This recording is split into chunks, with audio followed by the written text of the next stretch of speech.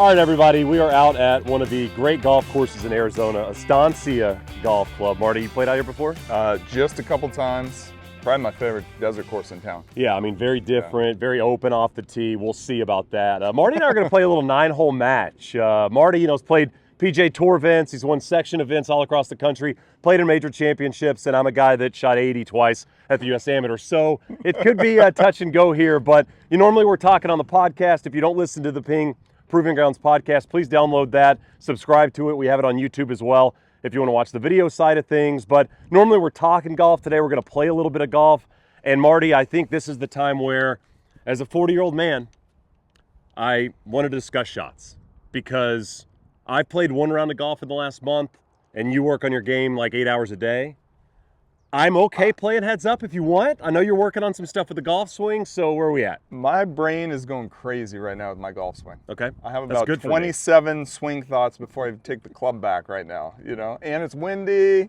I'd say Shane, I just haven't been playing golf even Let's go. We'll go straight up. We'll play a match. You're just coming off a USGA championship last fall. That's right. I mean, that was only about 7 months ago. Let's play for next podcast we record. We'll buy coffees. All right. Deal? You got it. Deal. You got it. Play well. Have some fun. We'll hit some fairways. Hopefully we'll capture some good content. You can see what's in the golf bags. Both of us just got a new bag, by the way. Look at this bad boy. Very, very nice. So excited to get it going. You ready to rock? Yeah, it's a breezy day. We're gonna probably hit some different trajectories. I think that's the goal, and we're playing the back of Estancia. So again, you're gonna get to see some of the great holes on this golf course, one of the true gems of this state, and excited to get it going. All right, 10th hole, Estancia. Short hole, a lot of options off the tee. Little breeze into, so I think this is typically less than driver, my favorite term in golf, since every club's less than driver, but you're going through it. I think I'm just going to try to rip driver. Yeah, I'm going to a little chippy 5-wood. The key to this hole is the second shot. Yep. So it is a hole with a lot of options. I know you've played in some big events before. How many times have you made TV? Ooh. Do you know? Because, I mean, there's cameras on you. Yeah, Just wondering about nerves. It's probably 6 to 10 times. 6 to 10 times, okay. You got to earn your way on. By the way, any major shots? Were you on TV yeah, with the majors? Definitely. Yeah, no, at Bethpage I was on a good bit. Okay. Because I was playing 2 groups in front of Tiger. He was missing the cut. I was making the cut.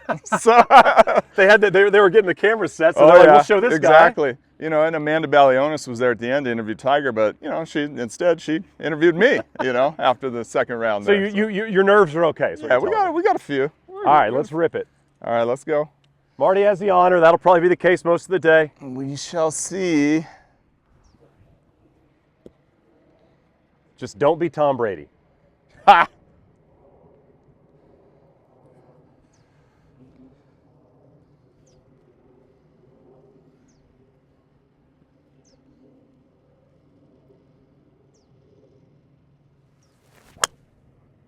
Oh, nice, dude. Really good. I'll take it. Just a position shot on here on 10. Oh, that's so good. There's some great directional bunkers out here. That's what makes this course a little bit different for a desert course. Is the bunkering? Yeah. Just plenty to aim at.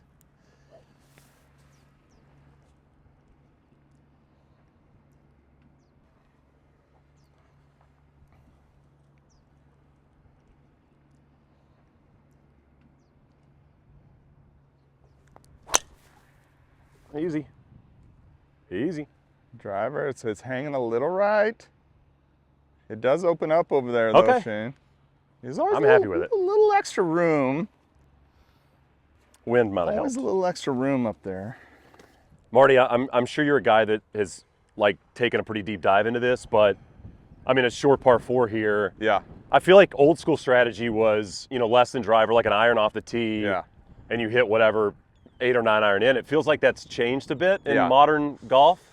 Yeah, totally. I mean, it does. This hole pinches up. I mean, you decide to hit driver, you got away with it. I got away with a little bit over here, but that's what this little friendly. I think if you measure the width on GPS, where you hit it was probably 55, 60 yards wide from desert to desert.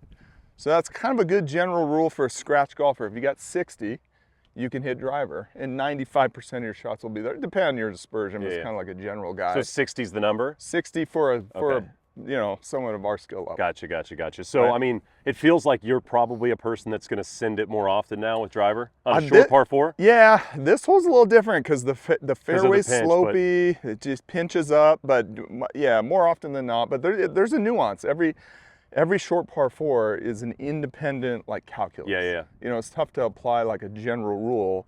But like Riviera, I think we were talking about, now everybody sends it up there. I mean, same as 17 at Waste Management. It's like, I mean, you just fly it up there, and who cares? Yes, you go. Nobody lays up there anymore. Nobody lays up. And I feel like there was a contingent at times that would maybe consider that. It's just, it is so interesting that, I mean, again, when I was like a junior golfer, iron off tee was a pretty substantial always play. Hit 4 2-iron, 4-iron and off it's like the tee. now it's like the most comfortable I get is hitting driver. I mean, Max 10K has helped that a lot. I mean, I really love this driver a lot, but it's just so crazy that the driver seems like the club that is the most consistent. But this will be interesting. So I hit a chip 5-wood in the wind. I got a lot of roll here, and I'm probably gonna have 100-ish in. You're gonna have 60, 70 in, but you're in the rough off a little hanging lie, and I hit it right in the flat spot. This is the unique part of this hole you from hit a it design in the standpoint. Absolute dead center of the fairway. Let me see. Yep, middle of the fairway. Yeah, the molecular center.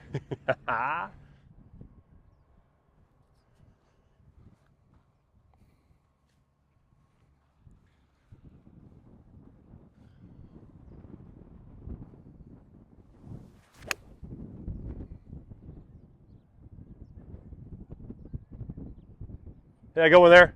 All right, thank you. Wow, this wind is blowing. So I watched yours rip off that slope. It's like on the front. I got 70. You kind of called that, by the way. Yeah. No big deal. You're like dialed right now. I like Ben Hogan. So it's like 70 slope adjusted. So, I mean, like it's below my feet, but I don't think it's going to matter much because I'm going to have to kind of like chop down at it, try to keep a little bit of the spin off it. But I think the rough helps here. Yeah, you got a little grass. This is what I like to look at, Shane. You got grass that's going to get between the club face and the ball. Okay. That's going to actually really help you. This is bomb and gouge strategy here. Boom. What's that, VJ? Help you keep the spin off of this one. But it's blowing pretty good. It's all right. I mean, I think it's like an 85 shot. Blowing 15 to 20 right now. 15. Is 85 too much, you think, or no? No. You got a backstop. You got a backstop up there. All right.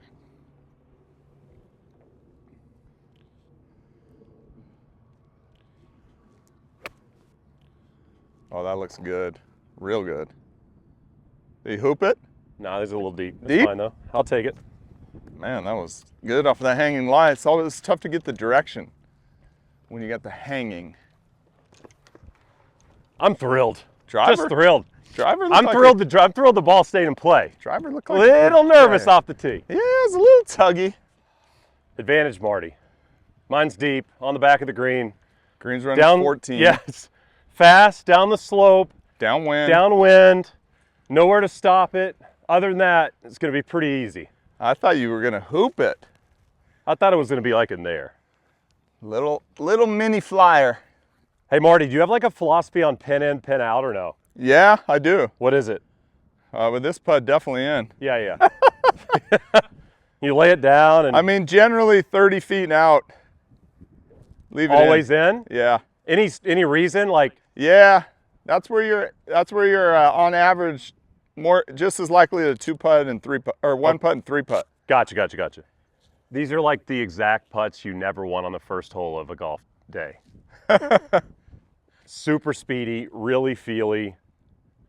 You're like already in your mind hoping to 2-putt, which is a terrible thing to be thinking about. Other than that, perfect.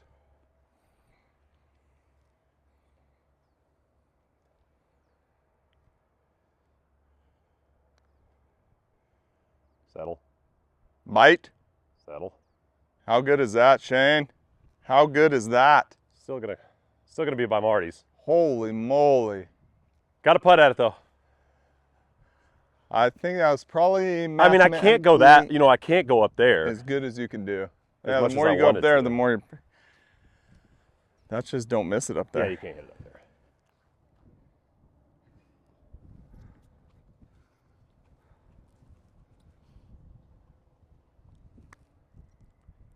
Oh, slow. Slow. That's good. Generous on the first. First hole. You're not missing that.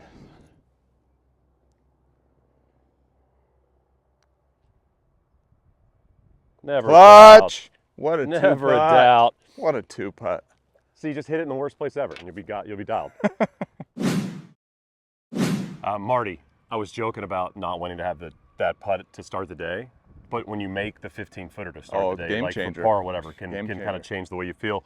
This is one of the best par threes in the entire state, in my opinion. Yeah, no doubt. Frame, Pinnacle Peak behind it, beautiful, beautiful. But I want to kind of talk through club selection and how you go about it, because we got a little wind today, which is nice. Yeah. I mean, obviously on a mundane, muted day, it'd just be whatever you hit, however far you hit it. But it's going to factor in. It feels like the wind changed a little bit as well. Yeah, no, it is changing. It was kind of at 9 o'clock. Now it's at maybe 7:30. Yep. So it's kind of teetering a little bit. Would you shoot it? You want to shoot it? Yeah, What do we got? let me shoot it here.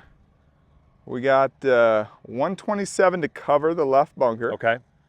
137 hole, and about 147 to the back. Okay. So now 37. So again, like I think this is something that your everyday golfer never thinks about. Yeah. Which is like, where do you want to hit it? Where do you want to miss it? Yeah. And what's the best place? Short here, not good. That bunker's No, not great. no. Short-sighted. You can get yourself in trouble. Yeah. This is a hole where today the pin's tucked left. You've got the world right in theory. Yep. If you hit it over there, any 15 handicap's likely going to make par. Yeah. So to in your mind's eye, you're playing a tournament here. What are you thinking about? Yeah, I think because you're hitting a shorter shot, in my opinion, you can be more aggressive. Yeah, Your for stat sure. area is going to be tighter, right? Wind's off the left, so even if you aim it left of the pin, most likely bring it right.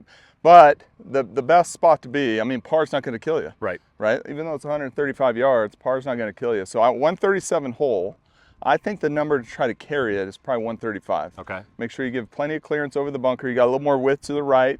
If you land it 2 paces short of the hole, look at the winds now changing on us. Yeah, it's kind of now It was like down, up, now it's kind of almost like in. 9:30ish. Yeah, exactly. So I kind of have this plays-like sheet that we use at Balnamic here. So what's interesting here is I have my stock numbers, gap wedge 131. Yep.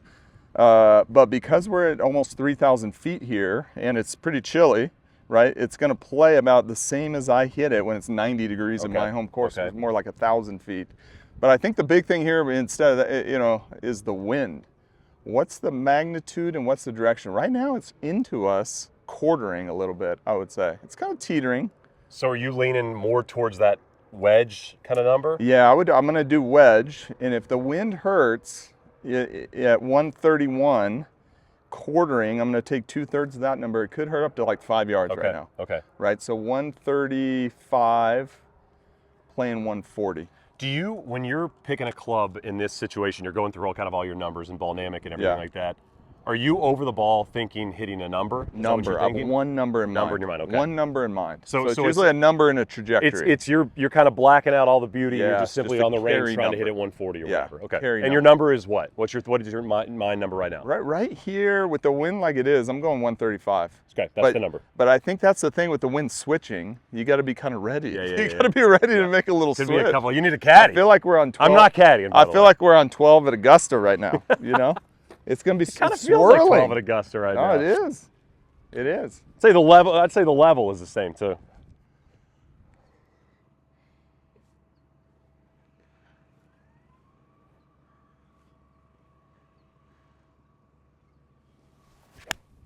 Oh, Gotta a little go. heavy. Gotta go. Heavy. I just feel like it might be a 9. Not good, Shane. I just feel like it Door is wide open. That looked like it plugged. Do you just kind of whiff it? Yeah, I hit it heavy.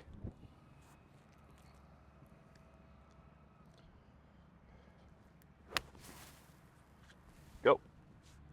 Go a little. Oh, Go. safe shot. Go. Right in the heart. Don't. Stop spinning. Stop. Stay. Settle. Stop. A little Okay. false front there. Ooh. And he's fine. Safety dance. Tough to hit close today on this little 130 hole. Wind's not helping either. No. That wind is pushing away from the location. You're about to get Marty give you a really deep dive on fried egg lies. Here you go. I think it popped out. Did it? Oh, I'll step on it. Don't worry. Marty popped out of the plug. You're dialed now. This is a good break. Yeah, I mean, you got this all day. Yeah, not a ton of green to work with, but I'm into the wind. That's helpful. So 60, I'm assuming? Yeah, I got 60 bent to 61. Okay, and what grind? T. Okay. So the T grind is the thinnest, yeah. for thin. But I still have a little relief on the heel. What's nice about Estancia here is the bunkers, they have plenty of sand in them, but they're not as powdery as the bunkers back east. So it's still kind of firm. So the T's gonna be good, because I like in my bunker shots, especially on one like this, where I want the club kind of going down in, and especially in Arizona, those firmer bunkers. So yeah, I think this is gonna be good. I'm gonna have to lay the face quite open on this shot. You're gonna aim a little left and it's gonna spin right? Aim a little left and lower the hands. If you hit it a little thin, hopefully I have some spin on it. Yep. This is like inside, I mean, this is inside of 5 feet all day. Prepare yourselves. All right, we'll see. We'll see.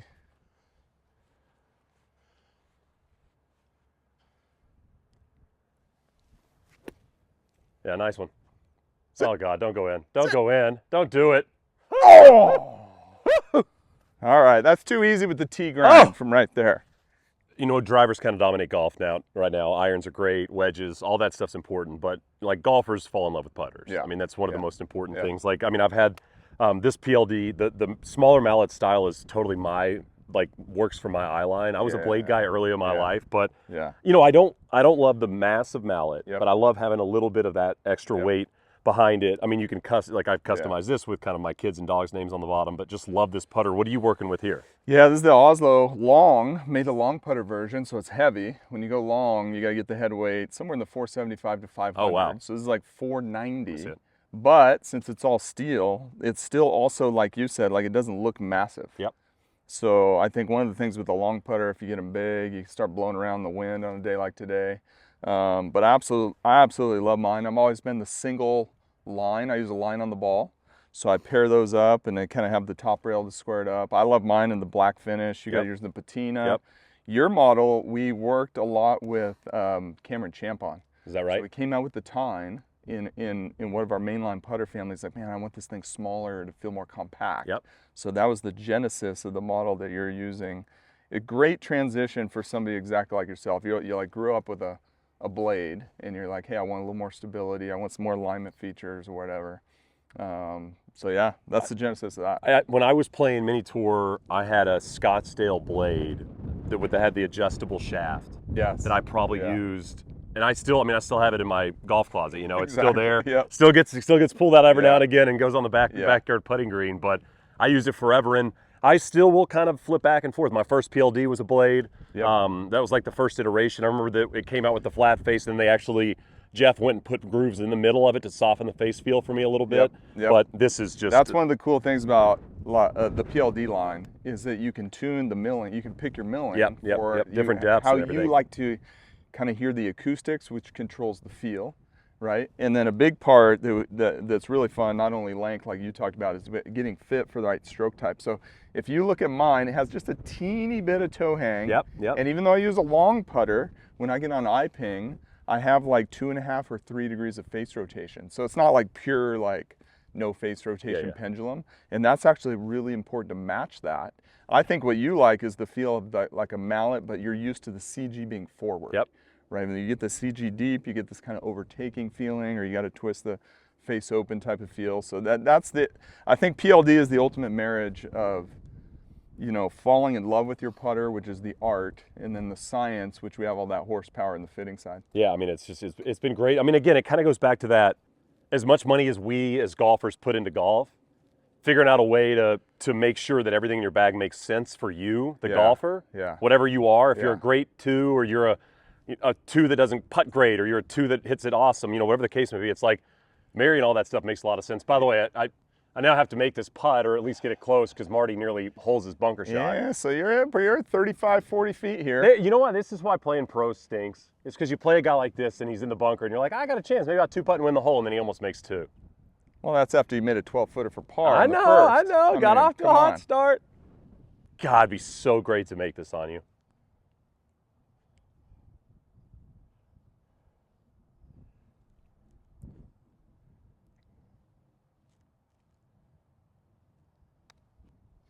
Give it a wrap. Go. Too much speed? Get there. Oh, that's there, Shane. All right. That's good. That's good. It's in the leather. We're being friendly earlier. All right. Oh, yeah. That's very good. It's in the end of the leather.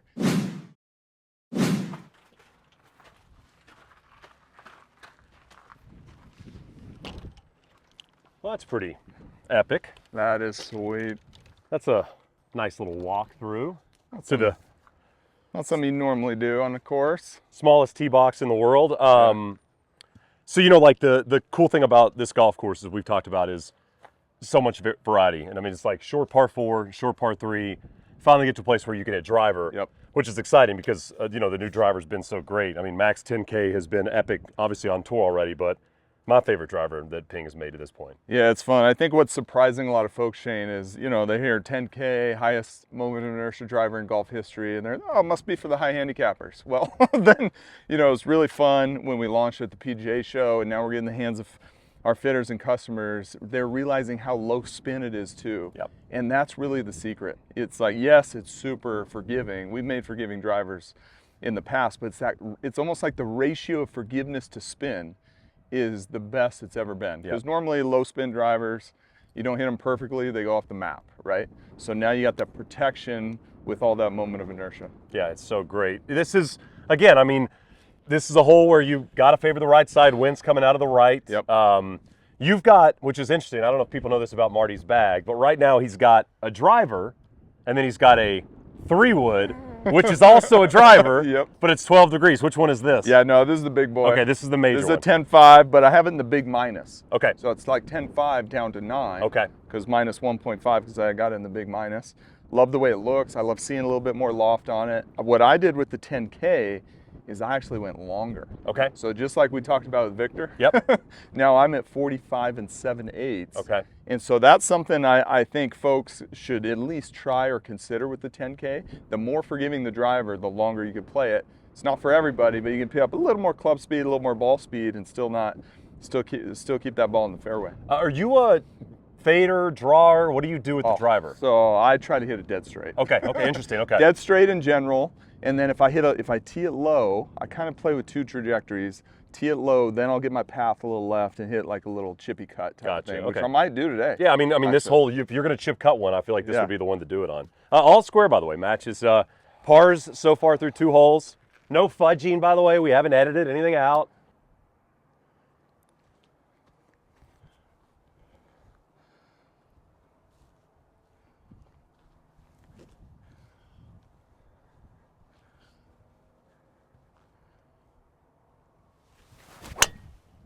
Ooh. Right there. Hit it, Win. A little necky. Hit it a little. I think it'll be all right.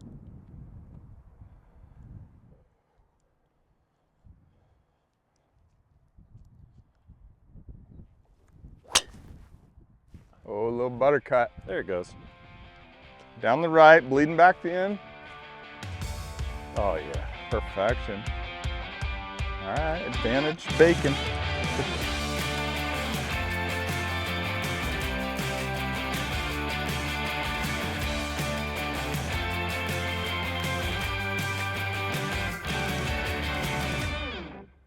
Good news. 2 balls in the fairway. That's nice. It's always a bonus. You've got ish 150. What do you got? 150, and there's some hurt, Shane. Yeah, it's kind of gusting between 10 and 15. And you and I are both Blueprint S guys. Yeah. So you're Blueprint S through the bag in terms of irons. Do you have anything else in there? I go 4 through pitch, okay. Blueprint S. Okay. You know, but I think we've talked about this. Blueprint S, Blueprint T, I-230. I mean, they're just the perfect irons to blend. I think my 4-iron is it's up. I'm negotiating with it right now whether I should it might be in playing like a a protocol. 230. Yeah, exactly. I'm 234 iron, and then 5 through 9 iron, and then I switch out of the wedges. So 230. What does that give you? A little more height, a little more. A little bit more height, and honestly, just a little bit easier to hit for me. I mean, I feel like I can use it more off the tee as well. Now, I've got the crossover in there. I kind of switched between the crossover and the 7-wood right now. Been using the crossover when I typically go places that are a little bit firmer. I mean, Arizona right now is not as firm as I was expecting it to be. But when I go a place that's going to be a little bit firmer, I can use it off the tee a little bit more.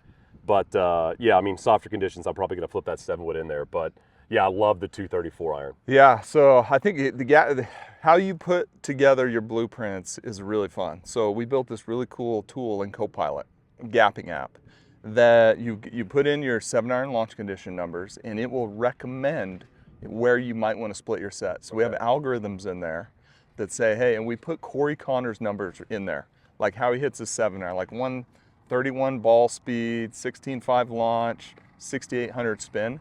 And it said, hey, Corey, the app said, hey, Corey, you should probably transition to Blueprint S in the 4 and 5 iron, and then keep Blueprint T in the 6 and up, and that's like exactly his set. Okay. So it's like, really cool. Yeah, so our fitters have that same tool that's looking at algorithms, said, hey, because the Blueprint T goes the lowest, Blueprint S goes medium, and then I-230 goes higher. So those are your trajectory options. They all have the same lofts. And so I think it's just a big challenge everyone has. Well, where should I blend them? Yeah. And so now we have some tools there, that at least from a trajectory standpoint, you can play around with that. Why S and not T for you?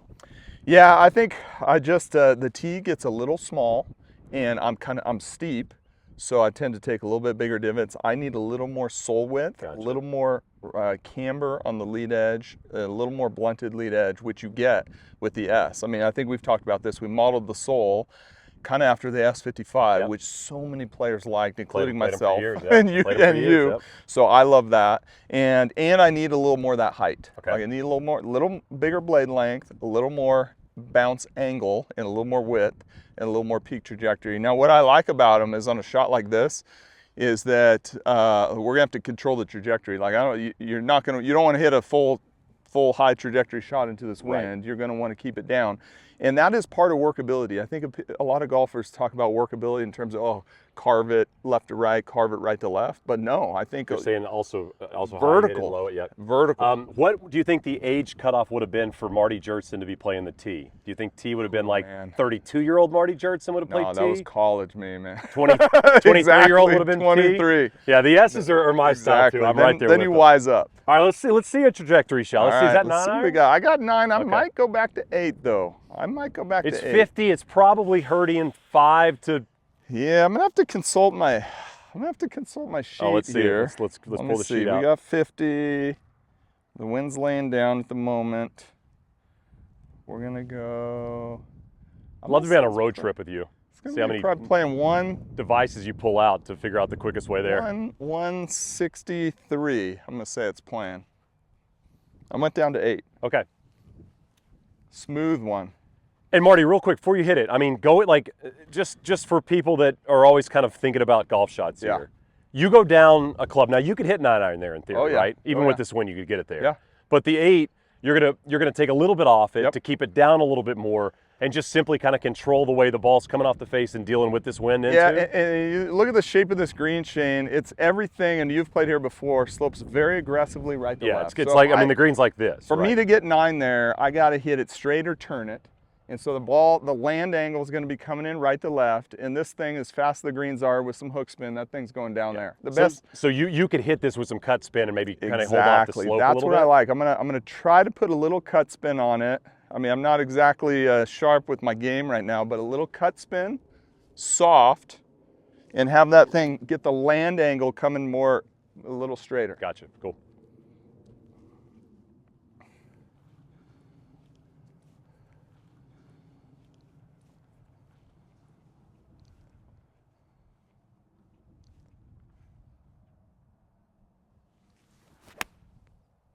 Sit. Oh, no, got a little draw spin on it. That's what I was afraid of with that 9. Yep, I mean, that's fine. It's hole high. I just need to get a little cut spin on there. Tough to do when you got that bunker staring at you on the right. I got 140 down to 138 with slope. I mean, this wind's kind of died. I think I'm just going to try to muscle a wedge.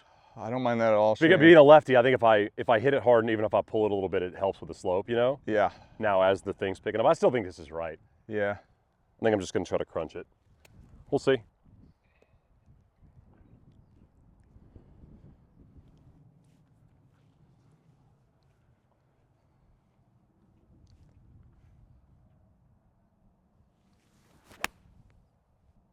I did the same thing as you did. A little blocky. Catch a piece. Little blocky. Well, chip off. It's going to literally be the same Chip exact off. shot. Marty and I have different philosophies on this shot, so we'll see which one works out. I'm going to go a little higher. He's going to go a little lower. You're going to try to carry the break. Yeah. I got a little more hill than you do, but yeah. I'm going to basically just try to hit it about 8 feet short of it with some spin. Yeah, I got tons of break.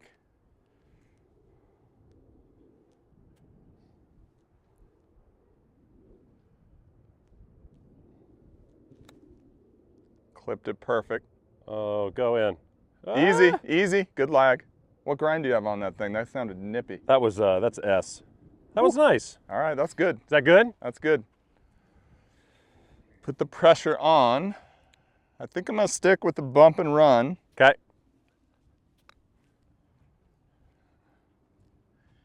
It is kind of a tweener to So what is fly. that, 9?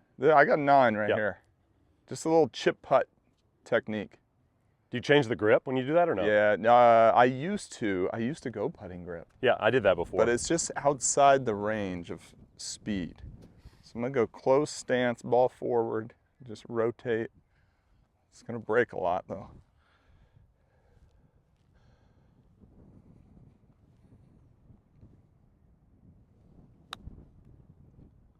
Stay up. Oh, a lot of break. A lot of break. Just outside the circle of podcast host friendship. Just to see one, you know? I think just to see one all go. right. When did you start tooling around with AimPoint? Oh, Been a while? Hunter Mahan, when he was the dominant putter. Yeah. And you remember he was out there doing all this. And so I met his teacher, Peter Brown, awesome AimPoint instructor, really good friend of Ping. And he came and taught us and some of the engineers the process.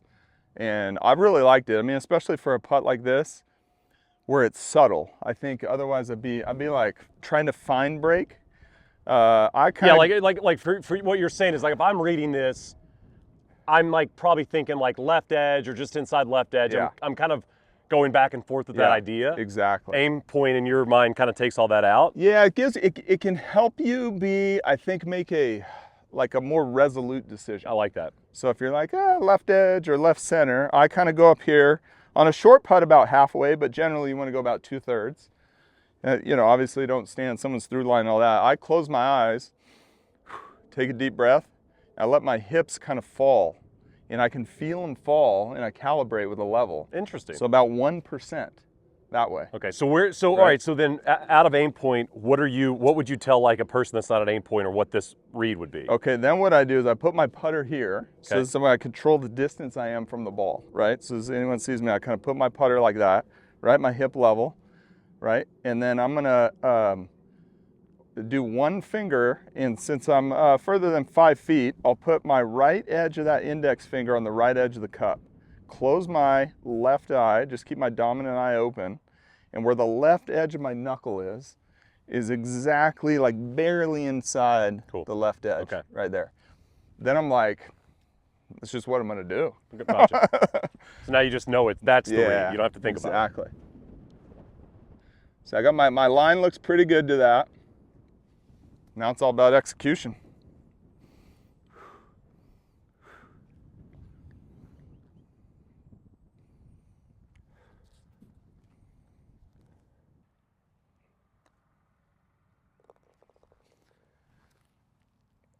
Hit it just inside left, didn't move much. Did not move. You could probably play that straight, huh? Yeah. Marty, I think something that golfers are always interested in, probably don't know the answer to, is like, how long does it take you guys to go through the process of building a new golf club? Yeah. How long does it take? Yeah. I mean, is it like 2-year deal? What is it? It's such a great question. It's very nuanced. I almost think of like, there's this image you see where you have the tip of the iceberg at the top and then the foundations underneath that's making it float. And that's like all the work we do in the R&D world is like, it's the foundation. And some of those things we're building upon for now 50, 60 years. I mean, we talked to Rob Griffin, remember, about Karsten and Alan driving down the road doing aerodynamic testing. I mean, you can kind of say that counts for sure feeding the ingredients into our modern day driver design. So there's kind of and I think what we're proud of at Ping is that we don't like have a technology and then throw it out the window and try to think of a new idea. We want to compound these things. You know, so counterbalance shafts or trajectory tuning hosels, CG shifters, spin consistency. Now we have the carbon fly wrap, we have turbulators, right? All the, you know, adding all those things together is really where the magic happens. So short term, it takes us like a couple years to get, you know, we're playing the max 10K. We started working on that driver a couple years ago, okay. right? We're working through testing and R&D, and I think the manufacturing can be very, very challenging and kind of ramping everything up. But the principles and the R&D that go behind it, we've been working on for a long time. It's almost like it goes on into infinity, okay. right? We're running simulation models to optimize the bulge and roll in the face. And to do that, we needed to have all the players in the company and our tour players go into our 3D motion capture system Focal to feed the ingredients for our R&D team to like run all these models, right? And that stuff can take decades, you know? So it's a couple of years, like to actually get like if you singled it to a club, it might be 2 years. But like you said, the overall, the kind of the ethos of it is, it might be 25, 30 years of work. Yeah. Exactly. We're just trying to build up and compound. Yeah, well, it's working well. I really, really like this thing. Yeah. Driver hole, by the way. 10K magic. Let's see. Still all square. Bunch of pars. A lot of pars. But it's windy. Par party. All right, your honor. This hole, I would say not nearly as difficult than we're playing today, because typically when the wind's down, it's like a driver wedge, and today it's going to be two pretty good ones. Yeah, with the wind off the left. It's kind of this way. Yeah, you got to watch your start line here. Such a cool hole. I mean, again, like last holes moves one way, this that moves the other. So good.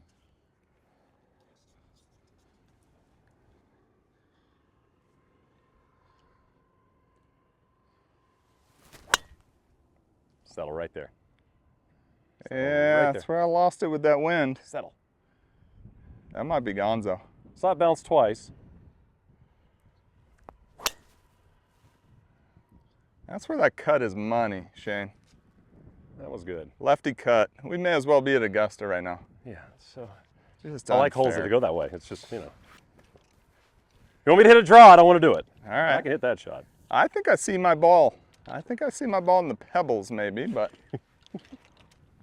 I've been there before. We'll find it. We'll find it, we'll hit it. What's Bubba say? Just Bubba give me a swing. Just give me a swing. Give me a swing.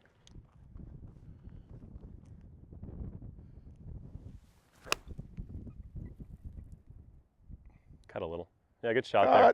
Cut. Should spin, huh? All right. Is it ripping? Hopefully not too much. That was 120 playing 140. A lot of wind. 106. I'm playing like 120-ish, Marty. I mean, I'm just two false fronts. It's just if it's spinning at all, it's gone. So. Yeah, this is a hole. Yeah, with the greens this fast, you gotta control the spin and the trajectory. As I went through all that, the wind's dying, but we're gonna stick with it. One thing about golf: stay committed, even if it's wrong.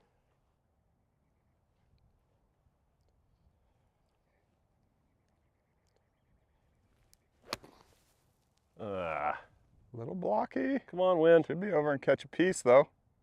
Oh, we're gonna have a putt off up there. If it ripped, rip.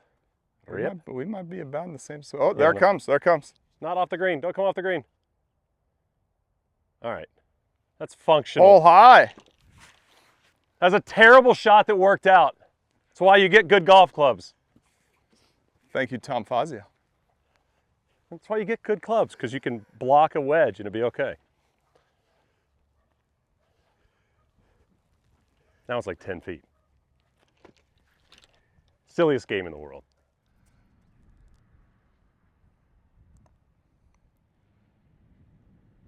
Easy now. Yeah, good putt, good speed.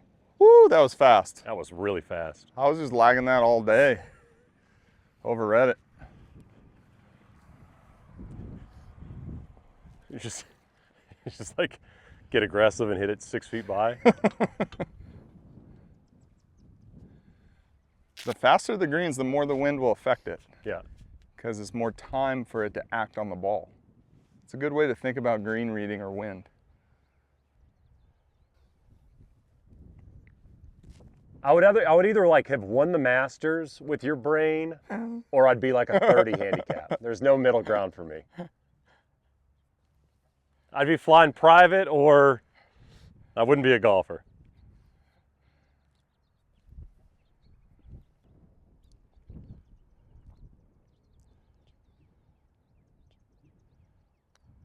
Oh, God. That's Hold so it. bad. Oh. That's good in my book. Greens are pure. The purer the greens, the better your short putting stats too, you know. Marty, distance has been king in golf for a long time. I mean, you think about our obsession with guys like John Daly and, I mean, Hank Keeney. I mean, you remember Hank Keeney? Yeah, I mean, you know, like I remember Tiger was obsessed with playing practice with him because he just wanted to see him hit the ball far. Let's say you're not gifted with the distance of a Tony Finau. Yeah. What are some things that people can do to try to, you know, hit it out there a little bit deeper? Yeah, I mean, I kind of view it as the pecking order. Number one is your fitting, right? And it could be that you're generating plenty of club head speed, but it's not manifesting to distance. You might be spinning too much. Yeah, it's like, oh man, I'm swinging as fast as my buddy, but they're always by me. Well, why is that, right? So we have tools for that, which is really cool to help you get into the perfect launch and spin for your angle of attack. Like you hit more down most of the time, so you can launch it a little lower with more spin. That's optimal for you, different from somebody like Victor hitting more up. But you're launching it higher too. I mean, you're typically going to launch it a little higher as well. Yeah, because I'm going to hit, on average, I'm going to hit a little more up on the ball. So that's like the lowest hanging fruit is optimize your launch conditions, right? Then you want to play a driver that is high inertia. And a lot of people think, companies are talking about inertia a lot. That's all about finding more fairways. No. The biggest benefit of moment of inertia is to maintain ball speed when you don't hit it perfect. Okay. So actually, we should have a mindset shift out there that inertia is about distance, right? And what is also interesting is that high moment of inertia actually matters for the faster player more. And it's because the consequence of their misses is going to be bigger. Interesting. So all that adds up. Because you don't hit the center of the face every time, high inertia driver can give you more distance, like the 10K. If you have a high inertia driver, you can experiment with going longer in length. Like you've done with this driver, yeah? Yes, which is an option. It does require a little bit of testing, so that's one thing to do in your fitting. You know, test like a traditionally length driver, 45 and a quarter if you're a better player. Try one at 45 and 3/4 or 46 if your fitter has one. So that's what you can do like on the equipment side. And then there's the training side, right? And I think the big thing is, you know, being in good physical condition, but lifting weights and doing all that can only get you so far. Then you need to train like your nervous system, overspeed, overload training, things of that nature, which can help you raise your ceiling on the course. It's to make swinging on the course faster, easier, and kind of automatic. How did you get into the whole stack system thing? Because obviously, I mean, speed training is a big thing of like what you do is a big part of your business as well. I mean, how did you enter that world? Like, what made you think of this? It started when we were just scratching the itch on like human performance, and we have at Ping, we have a research consultant, Dr. Sasha McKenzie, helps us with all kinds of things, putter testing. Well, we had him on the podcast. We had him on the podcast. I mean, he's super brilliant, and he was doing some things in his lab with, hey, I think I can really unlock potential for someone to swing faster by having them swing, but you have to do it very precisely, like very precise to the individual loads or weights is one way to do it, where they're applying a little bit more force than they normally do with their normal driver, and then they're applying swinging something faster. And doing that in a very specific way. We in the research world, a bunch of us around the office did this with like a kind of a quick and dirty prototype, and we all gained a bunch of speed, and we're like, wow, this is pretty incredible. Let's like make a product of it. So that's the beauty of the stack, is that you're training without hitting a ball. And in doing so, that might sound weird because everyone thinks, oh, you need to have centeredness of contact. Right. Train that skill separately. Like, just train that skill when you go to the range. Train speed without consequence when you're doing the stack, so you can bring that to the course.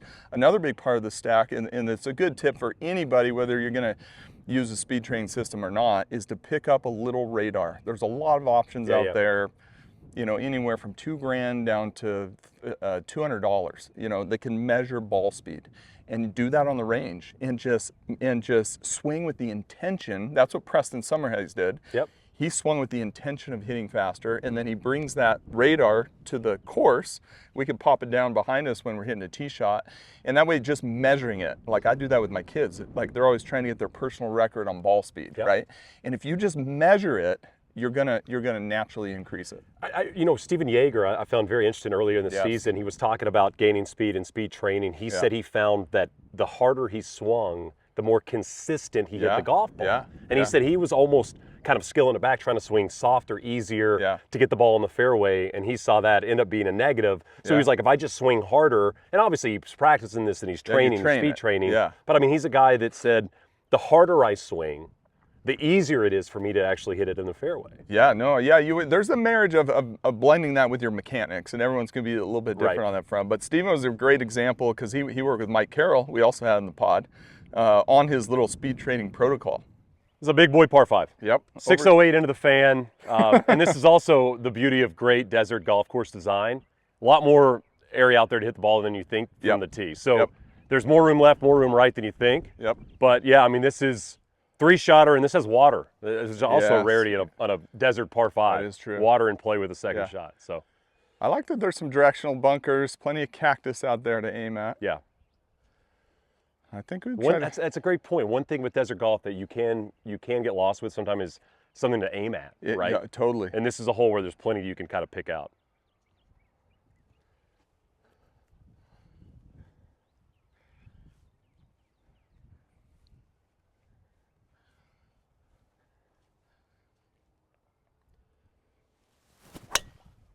Yeah, good ball there. Perfect. Finally, down the middle. Just right that left directional bunker. Ooh, that was hit good. Breeze. Still probably be laying up though. Yeah. Actually, this hole, the layup is tough. I totally agree with you. I've always found this a really difficult layup. Kind of squeezes. I remember I was working the Hero a couple years ago, and somebody made a great point about the 9th hole at Albany, and he said it's the rare par 5 where you have to think about every shot because you're going to lay up there a lot. Yeah. And he's like, most par 5s for tour players, the layup's just a brain dead golf shot. Yeah. And that's a shot you have to think about. Yeah. This is kind of the same. This is very similar. Squeeze it down. And there's water in play there too, you know. Yep. All right. I'm going to try to hit that hard cut.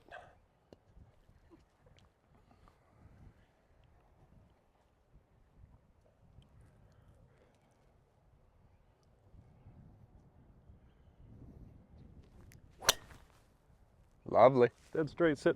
Yeah. Sit a little. There's plenty. I think there's plenty of room over there, Shane. Sit, baby. I think that's fine. The dead straight one. The dreaded straight ball. The dreaded straight ball. Marty, I'm going to get my Blueprint S's scuffed. I'm bummed. All right. Well, I'll tell Bill. All right. Get it back in play. That's the first thing, right?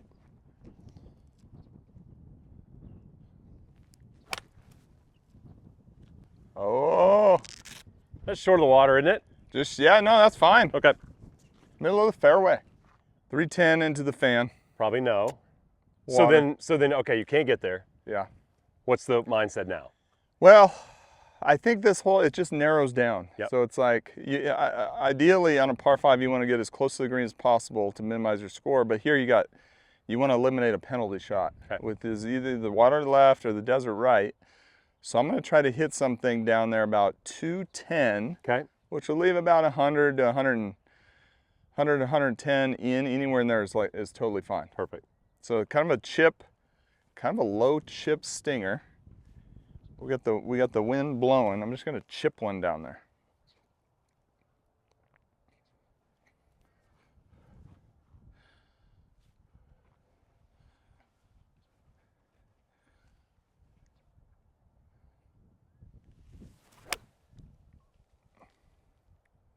Little wipey. Hang your head.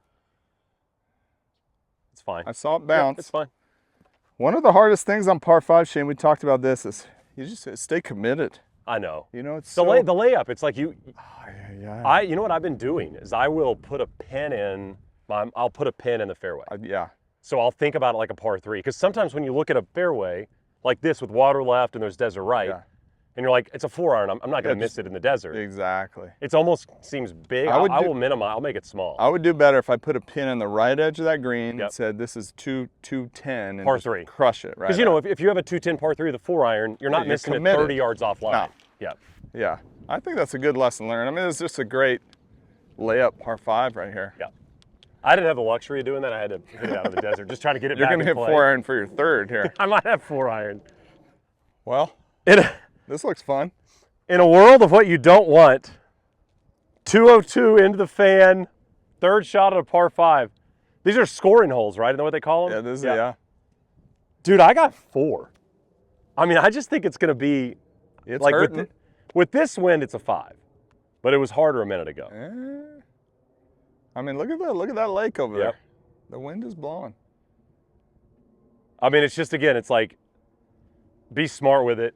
You know, hit it 25 feet right of it and see what happens. If it cuts, it cuts. Right? Kind of where you're at. Yeah. 30-footer from here would be. I think anything on the green would be anything in the could not general agree more. vicinity would be a pretty good shot. All right, let's try to do something. Try to show off a little bit here.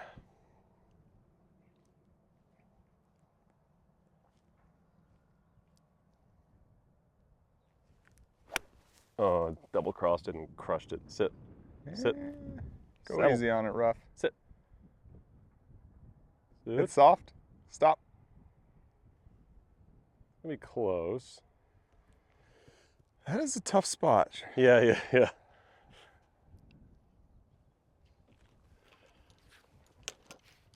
Well, trying to make par really hard. Trying really hard to make 5. I would say typically in a par 5. If you have a layup, the third shot's going to be with a wedge. S159s are awesome. But, I mean, we talk a lot about getting fit. What's the importance of getting fit in terms of wedges? Well, I think wedge fitting is probably like the most least understood or most intimidating to the consumer. Like, how do you do a good wedge fitting? There haven't been great tools out there. Okay. And so I think a lot of folks are confused about grinds.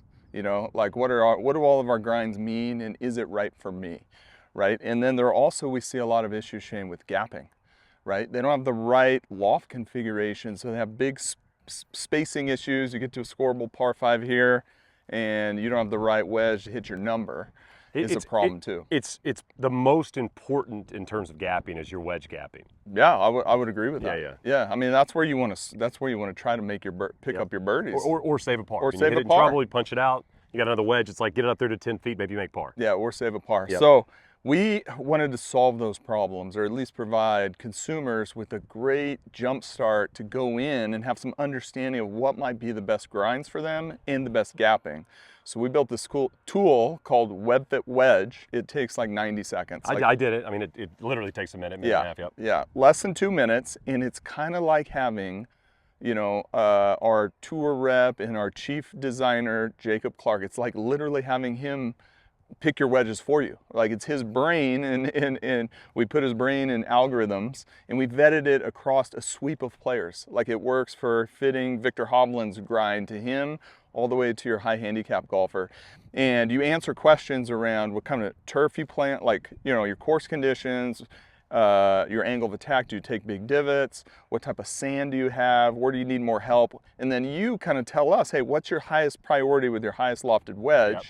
And we'll give you not one grind recommendation, Shane. We give the golfer 2. We give you kind of first and second place. And the idea there is then you can go in to one of our authorized fitters and go try those 2 wedges, and you'll have and you learn when you're going through it, right? Because a lot of people, we've talked to a lot of golfers, and they're confused about bounce, grind, camber. They hear all these terms. They're like, what does it all mean? So I have like a little library section. But one of the reasons why we built the app is to teach golfers how to think about their wedges, just like tour players do. Like, okay, this is important to me. This should be important to me, but I didn't know it was important to me. And so you come through that WebFit Wedge 90-second deal with a better understanding of grinds, which grind's going to be for you, the gapping, and educated on some questions to ask in the fitting process. Do tour players travel with multiple grinds? Will they get fit in the truck for a different grind if they want it? Yeah, it's usually kind of week to week, but there are certain conditions. I mean, I think the easy one to talk about is like the Open Championship. Sure. You go there, the turf, you caddied over there. The turf is just different. Yep. It's kind of, it can be sandy, but kind of bouncy, and so you need way less angle. Okay. Otherwise, you get that like you're going to hit the earth first. Yep. Your timing's not. It's like an airplane tires landing. It kind of skids. Yeah. Skid, and you don't have that one sound where the club's hitting the ground and capturing the ball, kind of at the same time. But I think the tour players get really used to a wedge that fits their technique. So course conditions change for certain, but their technique generally is kind of their technique that's specific to them, Okay. and that's what's what's super important. I think one thing they do and the everyday golfers should think about, which I do in my wedges, Shane, take a look at this. I play our wide sole 56. Yep. Right? So I play a thin sole in my lob wedge. By the way, real quick, T thin, W wide. Trying to make it easy. I'm just saying. A lot of the time they're lettering on there, and you're like, what does this mean? I know. Trying to make it as easy exactly, as possible. yes. So T is thin because my short game technique, I move the handle up a lot. I need relief on the toe section. I move it down. You saw the bunker shot I hit today. Handle real low, face very open. The T is super versatile. I need to be able to hit like high flop shots and lob shots. Now, I want my sand wedge to be optimized for full shots, and I'm kind of steep. I take big divots. So this 56 bent to 55, that takes 1 degree of angle off, is great for full shots for me. And then it's awesome if I have long bunker shots. Let's say you got that 30 on this hole. Let's say you hit in the front left bunker, you got a 30, 40 yard bunker shot, right? I want to have a wide sole sand wedge that's going to be really good for that. Okay. So that's something to think about. And our tour players do a lot is they'll play their sand wedge and lob wedge with very different grinds. Interesting. That's kind of a cool little tour player insight and hack right there for your short game. And your 50 is an S grind. So yeah, 50. Yep. Just change it all up. Ball's pretty heavily above your feet right now. Yeah, no, this is up there. Like into the wind, left hole location. It can play to your benefit. Could also maybe get a little sketch just because you could like try to hook it too much or something. Yeah, you want to. You don't want to miss it left. No. But if I play it too far to the right, I mean, the further you go right, the more you're hitting it's no longer above your feet. You're more uphill, yeah, you're right. Yep. So you want, I think, taking a nice conservative line and staying committed. So are you like chimney? I'm more closer to that tree. Okay. I'm closer to that tree. And what I try to do with the ball above the feet is raise the handle going through, like coming right into impact a little bit to counter the face pointing left. I'll occasionally tippy toe it on these shots. Oh, I like that. Get on the tippies so it like levels it out. Do you think tippies is a term a lot of the golf instructors use? I think I've heard Chris Como say that before. He's a big tippy guy.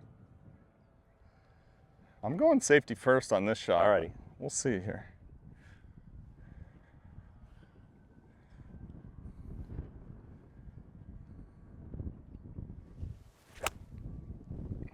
Right there.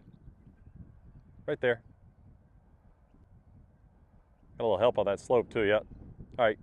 Yeah, good shot. Stay. It didn't like move. It didn't really move left. No, it just started hold left. And straight. Yeah. Hold and straight. It's fine. Middle of the green. I'll take it. I'll take it. Considering I don't think I've hit a single shot on this hole, yeah, that's a good place to be.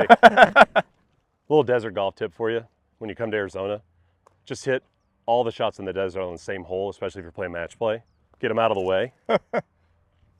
I can do this if I can manufacture something here.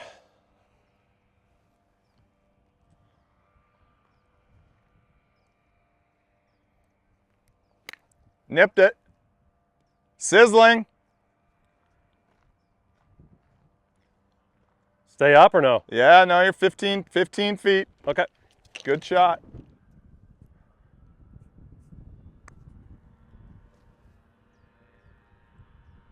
Yeah, good speed there.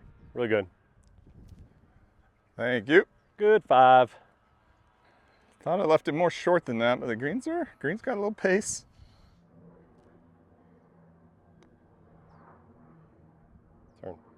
Turn. Oh, great roll. Tried. Great roll. Good putt. Officially one down. Put it officially on the card. Marty, you approach golf in an interesting way, I'd say. One of the things I've been fascinated by is your golf bag has multiple golf balls in it, not just like Titleist balls. I mean, you'll go off brand, you'll do different stuff like that. Yeah. And you actually switch in round depending on the shot and the wind and the situation, right? Yeah, today's the perfect day because it's windy. Like, if you want to, golf balls, I think they can spin differently, but the big key is that they fly through the air aerodynamically very different, right? So there's a different optimal, now we're turning downwind, right? The optimal launch and spin for me on this tee shot to maximize distance might be like 13 degrees and 2,800 or 3,000 spin, where the last hole is 2,100 spin. Okay. So I can either change my driver, change my technique, or change your golf ball, and don't change your driver or your technique, right? And so on this hole, turning downwind, I'm going to switch to a Pro V1X. What'd you use on the last hole? The V1. Okay, so just the V1, the standard, black V1. Okay. So that's going to fly lower through the air aerodynamically. So if you switch to the X, it's equivalent to increasing your spin rate by about 400 RPMs relative to the V1, right? So that's like changing your driver loft by like 1.5 degrees without doing anything. So into the wind, downwind is a great place to change it. I mean, sometimes I'll even play the AVX if it's really into the wind. I don't need to hit a super, I might not have to spin a lot around the greens. That ball flies the lowest, right? But in Ballnamic, we categorize all the balls on the market. And when a golfer goes through it, the way, if they're interested in doing what I do, you can go through Ballnamic and just put in there that you want to maximize your wind performance, and it will give you golf balls that fly lower through the air, right? And then you put on that you don't care about the wind, and you want to maximize carry on your driver, and it'll give you all the balls that fly highest, and you can use those. So when you go through Ballnamic, you get up to 5 fittings, so you can go in and tweak some things around and get multiple recommendations. So real quick, let's go through. You've got a sheet in your back pocket that dives through wind and carry and all that. Yep. You've got 2 drivers, one lofted down and cut down shorter. Yep. And you've got multiple golf balls in your bag? Just trying to get every edge I know. possible. I'm just impressed. There's There's a reason I'm one down. Hey, we even have wind sheets for all the different balls I play, right? Because the X is going to be more affected, the impact of the helping and hurting wind is going to be different than the V1 or the AVX. I will caddy for you at any point, but you cannot do a staff bag because that thing's going to weigh about 100 pounds. All right, let's get after it. You got more room right, off this tee? I think so. Are you going to hit over the edge of that bunker? No, I'm gonna go with that rock outcropping that's sticking up behind the green. There's a deer in the fairway too. We got 3. You wait about 2 minutes, you can just use a deer as your line. That's true. Maybe 30 seconds. Don't Randy Johnson anything though, okay? We're going over the deer. Yeah. They don't even care. Deer don't even care. They're so rude. No etiquette.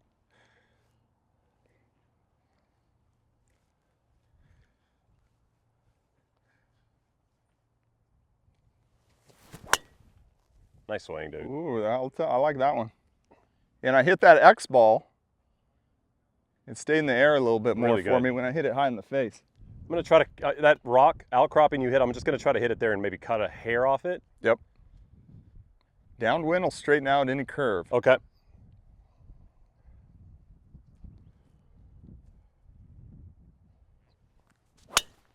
Overcut it. Settle a little. Settle a little. Carried the bunker. Did it? Yeah. Maybe some room over there? We'll see.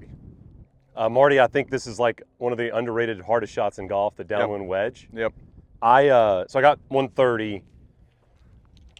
I mean, I could try to muscle sandwich, hit it up in the wind. Yep. But my new philosophy on these shots is to take the club you'd normally hit and swing a little easier. Yeah. Does that make sense or no? Yeah. Yeah, I mean, we've kind of been studying the shot. One of my colleagues at coach camp was asked this question, like, what's up with the wedge shot where it like falls out of the air? Yeah, always. Right, so let's say you hit a shot with 80 miles an hour ball speed and the wind's helping 30, right? The relative speed that the ball kind of is acting like to generate its lift force is only 50 miles an hour. And at that speed, it's like a plane not flying, not having enough speed to take off. It won't have the lift and it will start falling out of the air. Okay. So I like your concept. I think what you figured out naturally is try to keep the ball speed up and keep more spin on it, because if you start going higher lofted, there's a peak of spin loft mountain where most players spin their gap wedge, sand wedge, gap wedge the most. If you hit lob wedge, A, your speed's going down, B, your spin is actually decreasing, and that might have that ball fall out of the air, the probability happen. So I like your approach from a physics standpoint. I mean, like the problem is you do have to commit to the soft shot. Yes. Because like if you gas it and it's up in the air, it might potentially go. But this is tricky. There's no secret around this one. This one's tricky.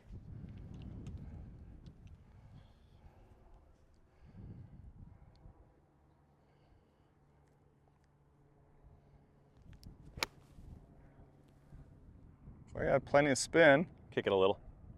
It should. It is. Here it comes. Is it going to come too much is the question. Sit, sit. Oh, there's another tier there.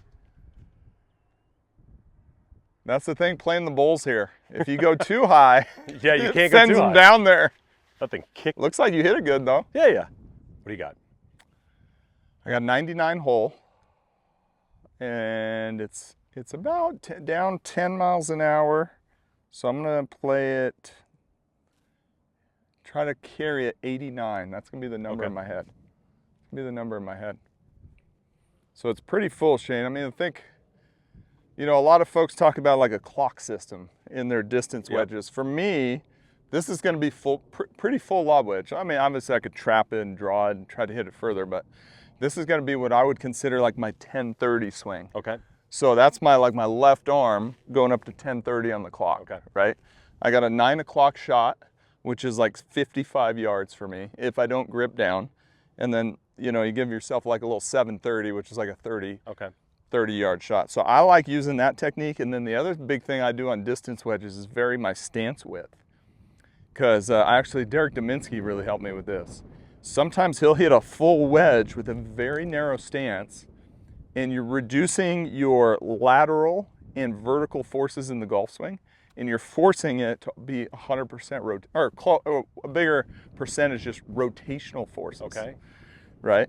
So, you know, I'll even hit a 50-yard shot where my heels are touching, right?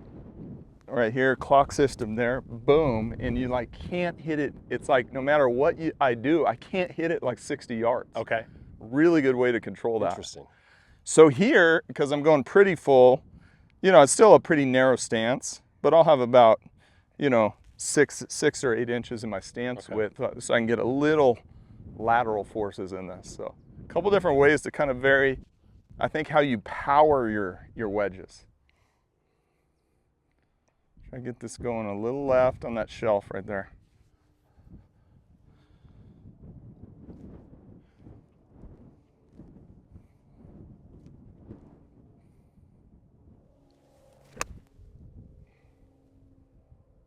There.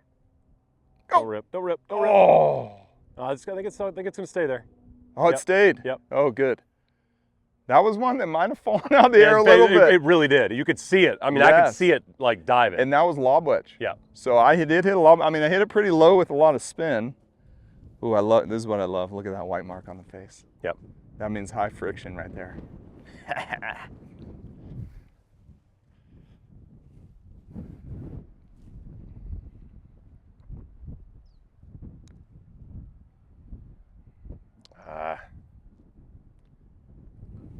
Not bad, not bad.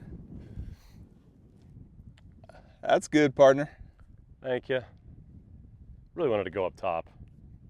It looked tempting. I know, it would have been more fun. Looked tempting. Pretty nervous or no? A lot of break. Okay.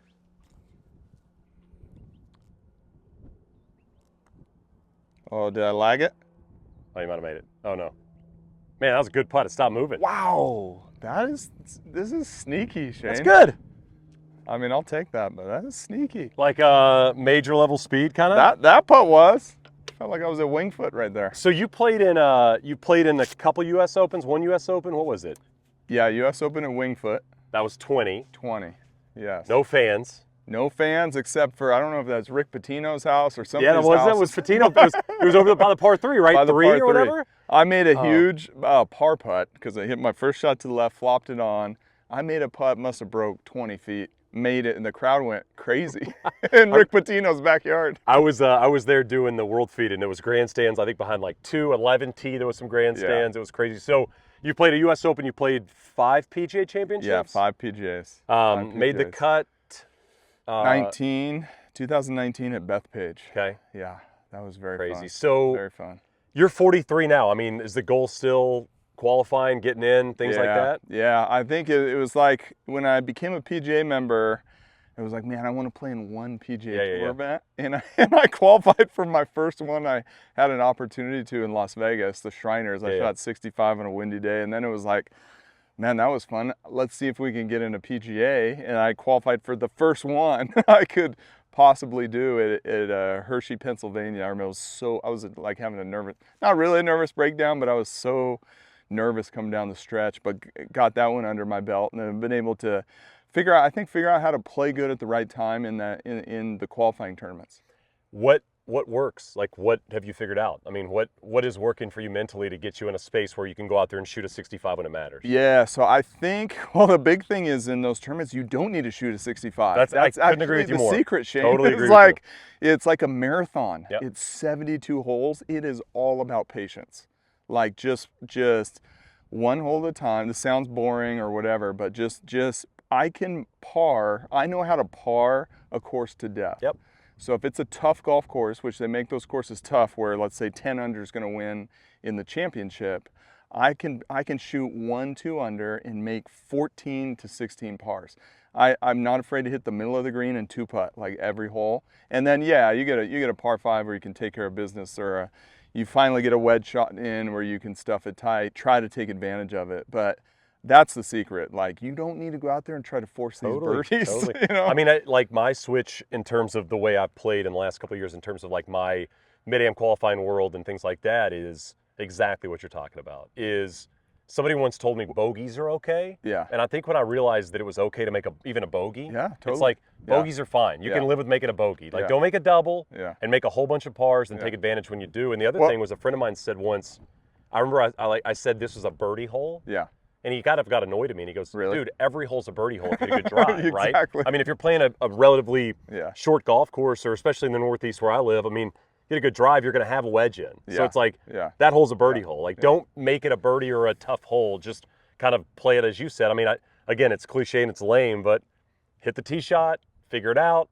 You know, maybe it's a good number. And I think actually the mindset is very different in a 72-hole tournament than, let's say, a Monday qualifier. Because I have qualified. I've gotten in a Monday in a PGA Tour event, and on an easy golf course in Las Vegas, and you have to shoot 7 or 8 under. Totally. So you need to play more aggressive. But 72-hole tournaments that different. What were your scores, and what was your mindset when you qualified for the USAM last year?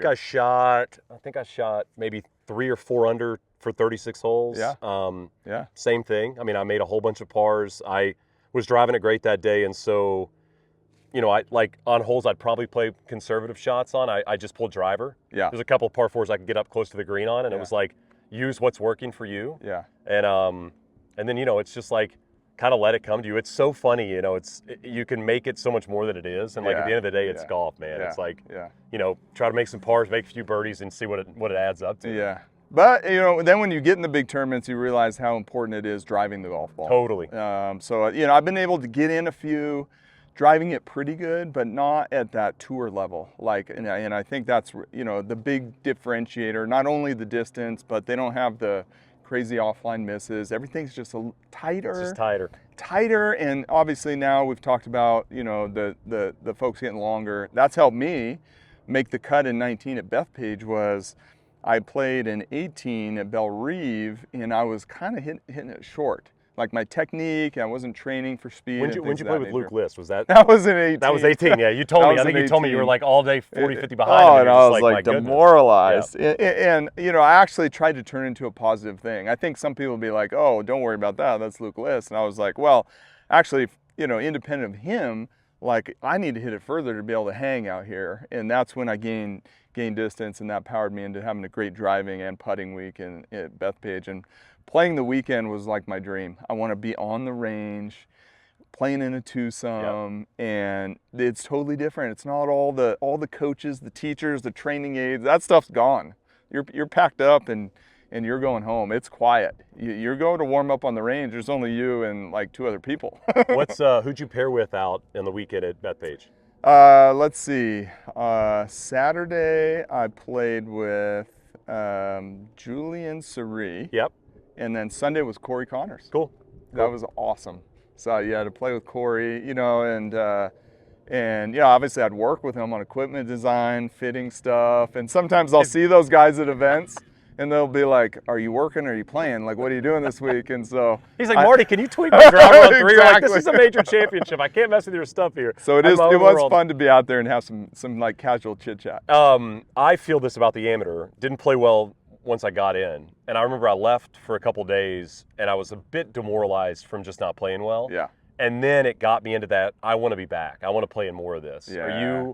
Do you feel that drug of the majors, Totally. of the PGA Tour events, of like, no matter what you play in, you want to get that high? Totally. Yeah, no, totally. I mean, that's what I think about. It's kind of what I train for. You know, I've kind of knocked at the door since. And so, but again, it's like, you know, golf, in golf, like the golf life is long, you know, it's like you and I've talked about, even though we're in our 40s, like we still have a good decade plus to compete and hang. And as long as we're hitting it plenty far out there, stay injury free, try to stay in decent shape, like work on the things that matter most for your golf game. And as we said, try to find some time to practice between the job and the kids. It's like, how can I squeeze in an hour or two of practice? It's a little different than the 22-year-old touring pro. But these greens today, they're that putt right there was as fast. We got 3 left. We got 3 left. Let's go. He's 1 up. 3 holes to go. Par 3. 76. 76. In off the right. It's kind of like this.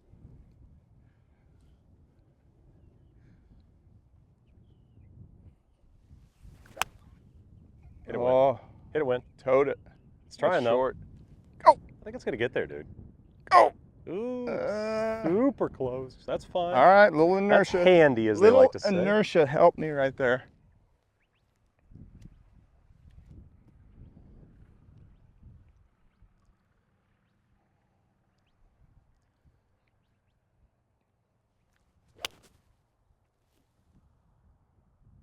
Easy now. Catch a piece. Catch a piece.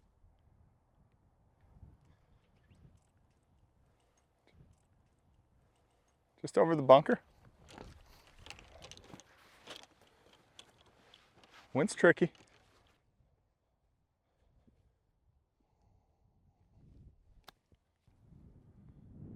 Oh. Oh! Almost did it to me. Shot from there. Thanks.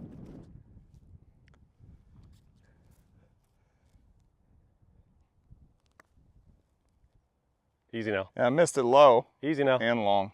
No, that's a good putt. Nah. That's good. Too much heat. You can have it. Man of your skill set. This is wasting daylight, baby. The putt every lefty loves.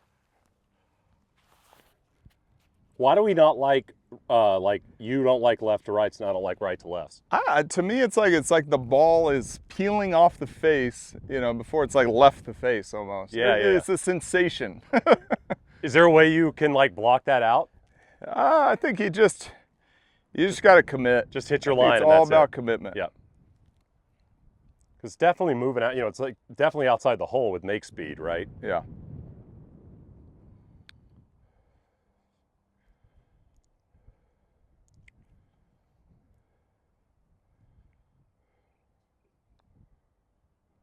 Beauty, dead center.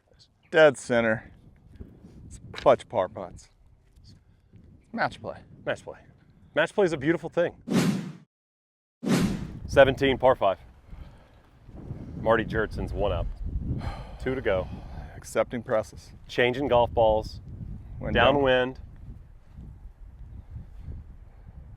Just sending it over that fairway bunker in the middle.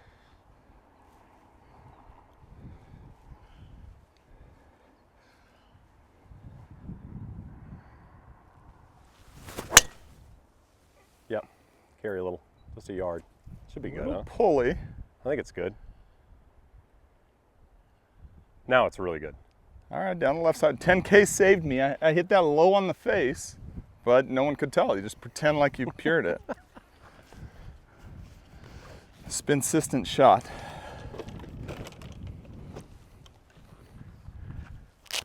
So with an old driver, you think that's... Might not have covered the corner, right? Less ball speed, probably 15 shorter. Interesting.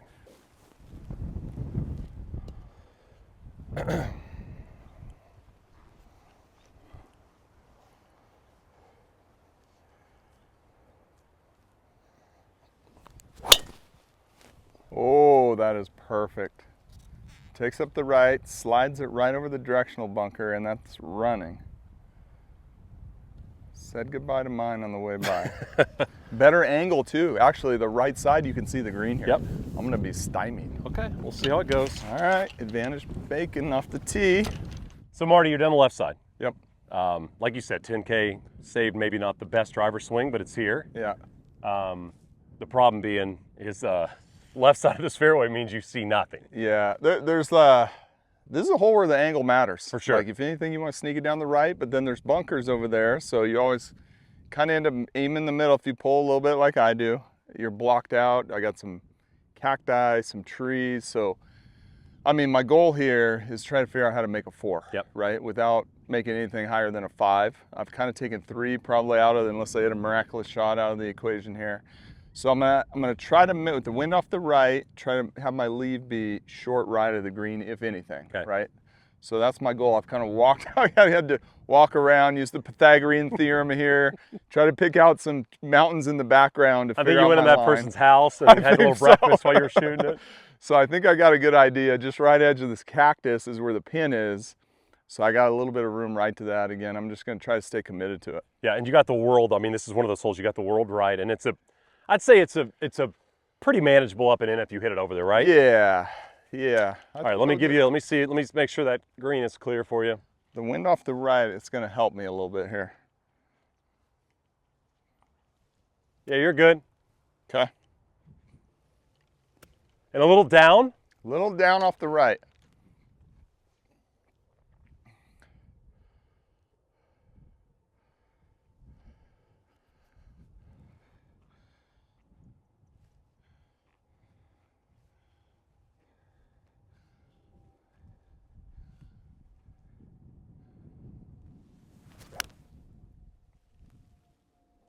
Turn. Pretty good here, buddy. A little too far right, maybe? No, I think it's good. Oh, baby, it's really good. Really? It's just on the front, probably 25, 30 feet. I'll take it. Great shot. All day, I'll take that. Little high draw 4-iron. And honestly, it landed super soft, or it would Really? have gotten pretty close, I think. I sent that up in the air. Yeah, that was Blueprint S long irons go high. What was that? 4? 4-iron. That's the 4. See, Yeah. you've been talking about that 4. Yeah, no, that was a vote. It's maybe staying in the bag. 4 there. heard you. The 4 heard all you were saying. Great shot. Marty, what's fun about match play, why I love match play the most, is for like these moments where Yeah.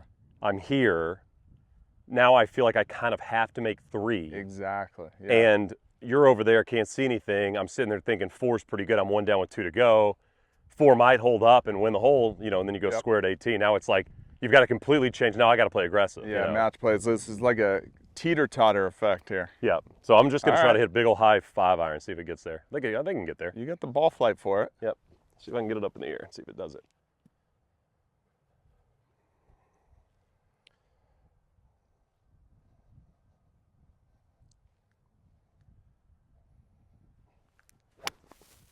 Oh, slide. Slide. Keep cutting. Cut ball. Trying to. Go. Oh, hit the top edge lip of the bump. All right. Oh, that was close. That little, the downwind kind of straightened out your cut. Is that right? Straightened out the cut a little bit right The there. only thing I'm fearing is now is it against the back lip. It goes. Do you see it shoot that way?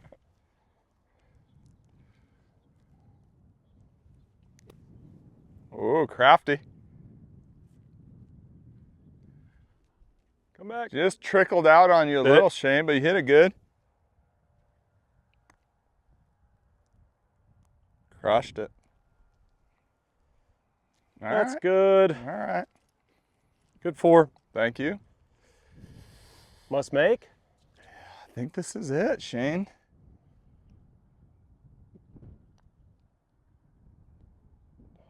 Oh, not as fast as it looked like. Yeah, not my best putt. Hey, All good right. match.